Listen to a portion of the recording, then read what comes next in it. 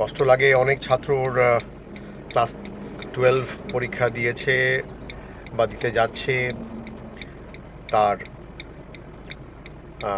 মিসহ্যাপ হয়েছে বাড়িতে, বাবা নেই, বাবা গত হয়েছেন, বাবা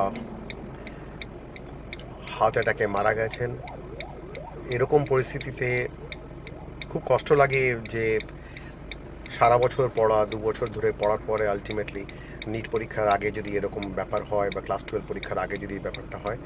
সো আমি আজকের কথাটা পেরেন্টসদের জন্য বলছি, যারা হাই ব্লাড প্রেশারে ভুগছেন বা যাদের হাই ব্লাড সুগার। আমরা জানি আমরা 3 বেলা খেতে অভ্যস্ত, তবে এই চিরাচরিত যে থট প্রসেস আমাদের আছে যদি একটুখানি চেঞ্জ করি, কারণ কি যারা চলে গেলাম আমরা, তারা তো চলে গেলাম, কিন্তু কী রেখে দিয়ে যাচ্ছি, কাদের রেখে দিয়ে যাচ্ছি, কী অবস্থা রেখে দিয়ে যাচ্ছি, সেটা যদি একটু চিন্তা করেন।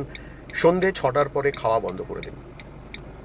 যত রকমের খাবার খাবেন আপনি, সকাল 8টা থেকে নিয়ে সন্ধে 6টার মধ্যে, সন্ধে 6টার পরে কোনো খাবার যদি না খান, আপনারা এটা মাত্র 7 দিনের জন্য করে করেন, তাহলে আপনারা একটা অ্যাসুরেন্স পাবেন যে আপনাদের ব্লাড সুগারের কোনো ওষুধ খেতে হবে না, আপনাদের ব্লাড প্রেশারের কোনো ওষুধ খেতে হবে না।